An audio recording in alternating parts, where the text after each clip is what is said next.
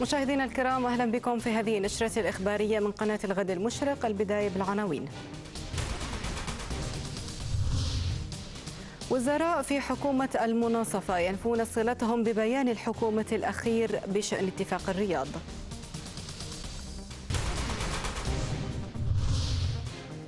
ميليشيات الإخوان تفرج عن 14 سجينا من أمن لودر، بينهم متهمون في تنظيم القاعدة الإرهابية.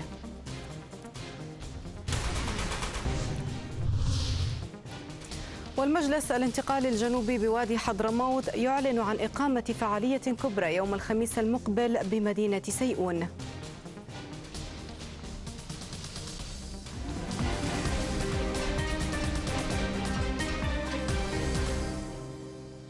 أهلا بكم.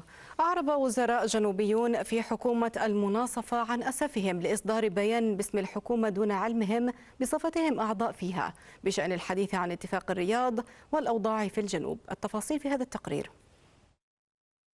ردا على بيان الحكومة الذي صدر دون علم وموافقة جميع الوزراء، والذي أعلنت من خلاله تأييدها بيانا سابقا أصدرته المملكة العربية السعودية بشأن اتفاق الرياض دعت فيه الطرفين إلى الالتزام بتنفيذه، وطالبت المجلس الانتقالي بالتراجع عن كل الخطوات والإجراءات التي اتخذها وتعيق تنفيذ الاتفاق، وهو الأمر الذي رد عليه عدد من وزراء الحكومة من خلال بيان صحفي أوضحوا فيه أن ما اتخذته الحكومة من خطوات وتحركات وقرارات تصعيدية تتنافى مع اتفاق الرياض وبنوده وآلياته.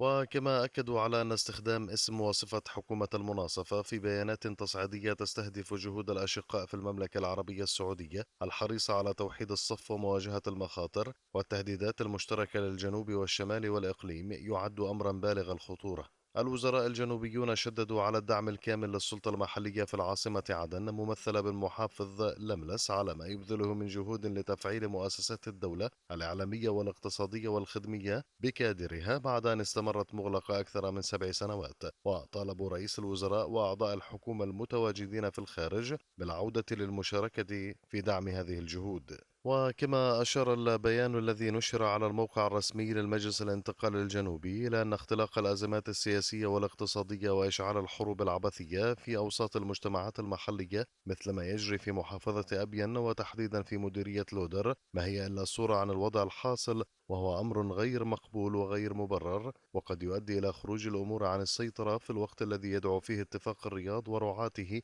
إلى توجيه السلاح نحو العدو الحقيقي المتمثل في الميليشيات الحوثية الانقلابية وداعميها. يذكر أن اتفاق الرياض جرى بوساطة سعودية ومشاركة التحالف العربي في اليمن، وجرى التوقيع عليه في العاصمة السعودية الرياض بين الحكومة والمجلس الانتقالي الجنوبي في 5 نوفمبر عام 2019، ومر تنفيذه بعدة مراحل، وآخرها كان تشكيل حكومة المناصفة المكونة من 24 وزيرا. أفادت مصادر صحفية بوقوع عدد من القتلى والجرحى جراء قصف صاروخي استهدف معسكرا للقوات الحكومية في محافظة أبين.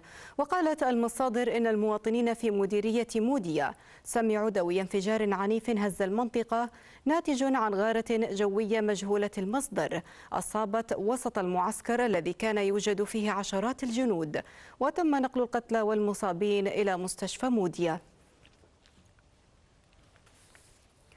أطلقت القوات الأمنية الموالية لحزب الإصلاح سراح السجناء الموقوفين في سجن مقر إدارة أمن مديرية لودر، بينهم متهمون بجرائم قتل. وأوضحت المصادر أن الواقعة أثارت غضبا واستياء لدى أهالي لودر.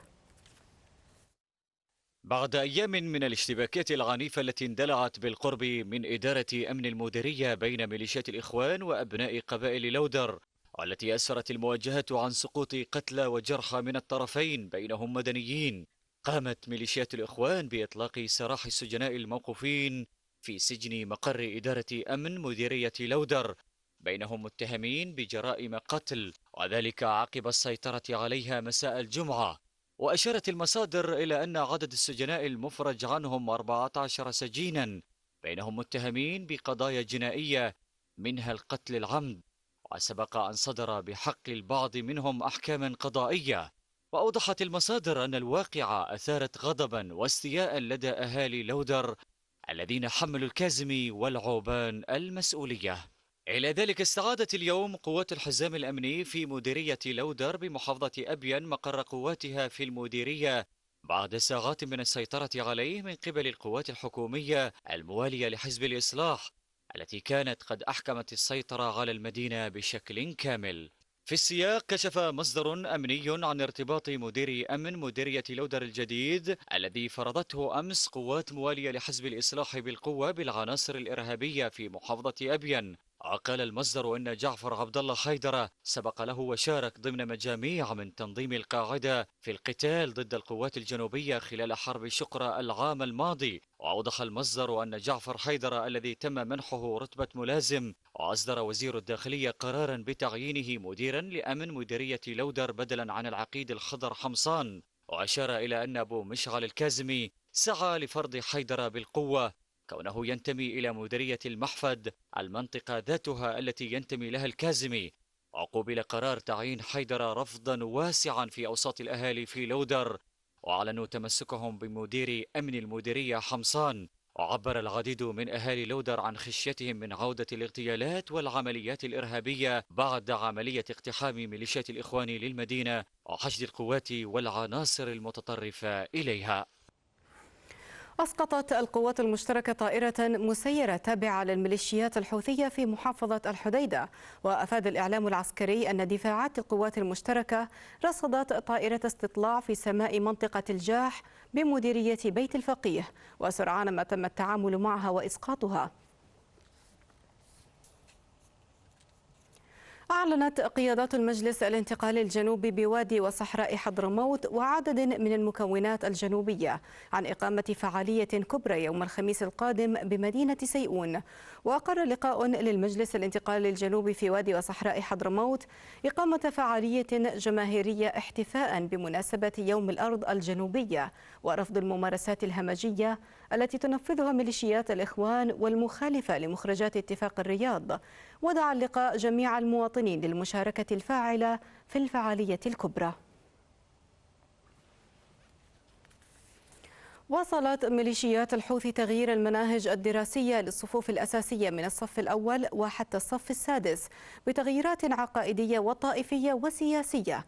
وتركزت التغييرات على حذف دروس من المنهج السابق وإضافة دروس تخدم مشروعها الإرهابي الطائفي. في خطتها لتحريف التعليم إلى ما يتناسب مع مشروعها الطائفي، غيرت ميليشيات الحوثي الإجرامية المناهج الدراسية للصفوف الأساسية من الصف الأول حتى الصف السادس الأساسي بمفاهيم عقائدية وطائفية وسياسية. التغييرات بحسب صحيفة 2 ديسمبر تركزت ب5 مواد دراسية، وهي القرآن الكريم والتربية الإسلامية واللغة العربية والتربية الوطنية والتاريخ، من خلال حذف دروس من المنهج السابق وإخفاء مظاهر الحضارة اليمنية وإحلال رموز إمامية وإضافة دروس تكرس نهجها الطائفي والعنصري. وشملت التغييرات استبدال الصور الفوتوغرافية التوضيحية برسوم كاريكاتيرية وتكرارها في كتب الصفين الأول والثاني الأساسي بهدف غرس فكرها وتوجهها في الطلاب. وفي مادة القرآن الكريم في كتب الصف الأول الأساسي قامت الميليشيات بتغيير تفسير اهدنا الصراط المستقيم بطريق المهتدين كالأنبياء وأعلام الهدى، حيث أن أعلام الهدى عند ميليشيات الحوثي تعني قادتها ورموزها الدينيين. وحرصت الميليشيات في دروس الأعلام بمادة التربية الاجتماعية على ذكر الوسائل الإعلامية التي تديرها، ونبهت الطلاب من عدم مشاهدة القنوات التي لا تتبع إليها. وفي مادة تاريخ العرب الإسلامي حرصت على توظيف الكثير من الدروس توظيفا سياسيا وطائفيا كالحديث عن العلويين والدولة الزيدية وتمجيد الأئمة المنتمين للمذهب الزيدي. كتاب التربية الوطني في الصف السادس طاله النصيب الأكبر من التغيير، حيث تم حذف وحدات كاملة واستبدالها بقصص الإمام يحيى بن الحسين وهو أحد أئمة الزيديين، وما يسمى بالرئيس السابق للمجلس السياسي الحوثي صالح علي الصماد، حيث ذكرت نشأته وصفاته ومناصبه وكيف قتل. هذه النشرة مستمرة وفيها بعد الفاصل. إدارة الأمن والشرطة بساحل حضرموت تدشن برنامج شراع التدريبي التوعوي.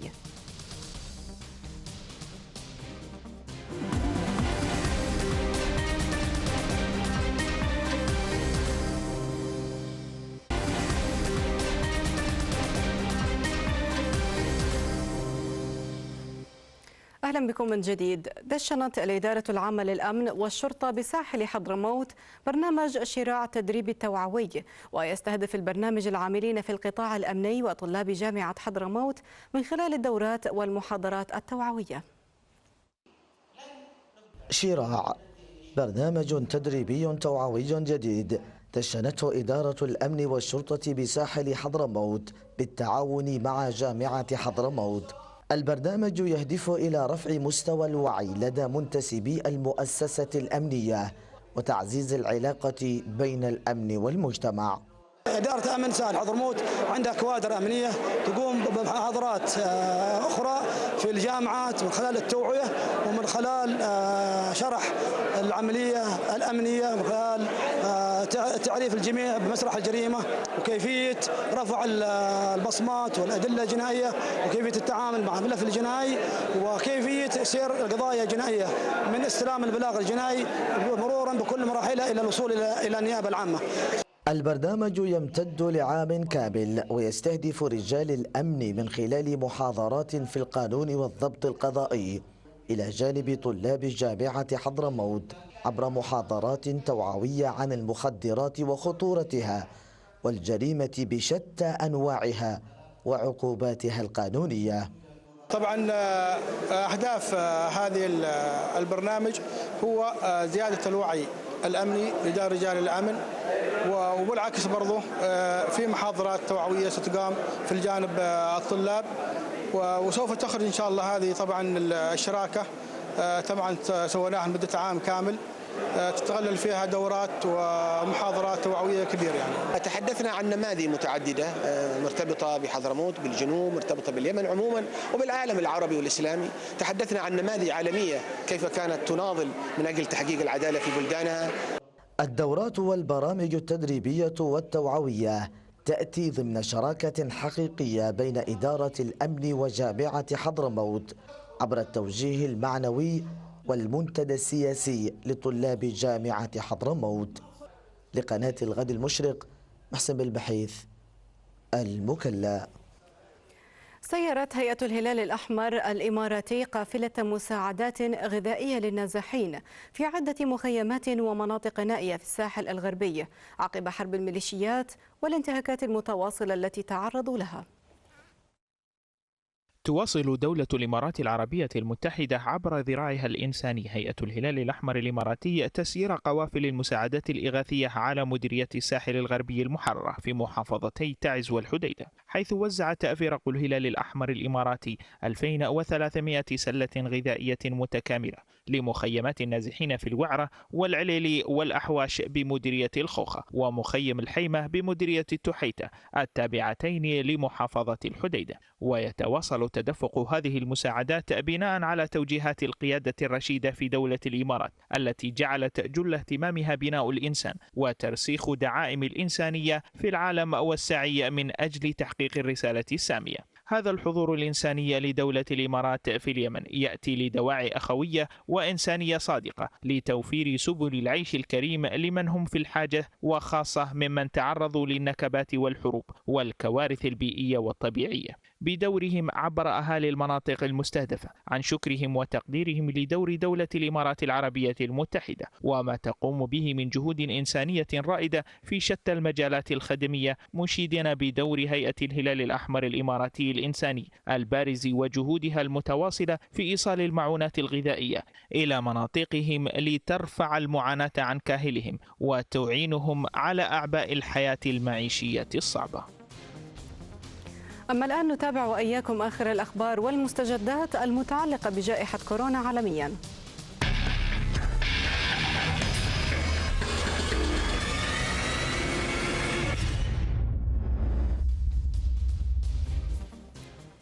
كشفت وكالة بلومبيرغ العالمية عن أن دولة الإمارات العربية المتحدة أصبحت الدولة الأكثر تطعيما ضد فيروس كورونا المستجد في العالم، وذلك وفقا لمؤشر الوكالة لتتبع اللقاحات.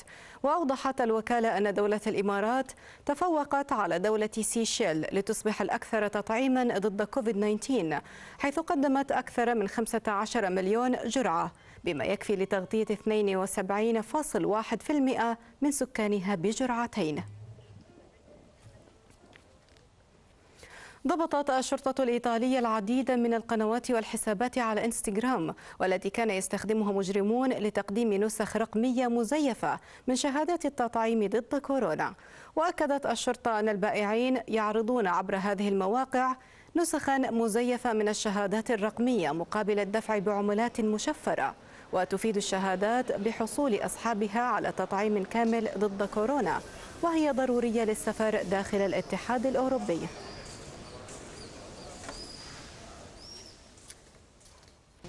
نهاية النشرة تذكيرا بالعناوين. وزراء في حكومة المناصفة ينفون صلتهم ببيان الحكومة الأخير بشأن اتفاق الرياض.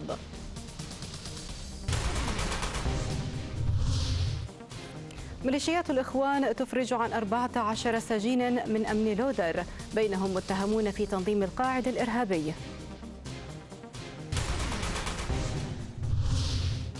والمجلس الانتقالي الجنوبي بوادي حضرموت يعلن عن إقامة فعالية كبرى يوم الخميس القادم بمدينة سيئون. لمتابعتنا عبر البث المباشر زوروا موقع القناة الغدوائي.com، وللمزيد من الأخبار عبر مواقع التواصل الاجتماعي زوروا موقع القناة الغدوائي. يمكنكم كذلك متابعتنا عبر تطبيق نبض الإخباري. إلى اللقاء.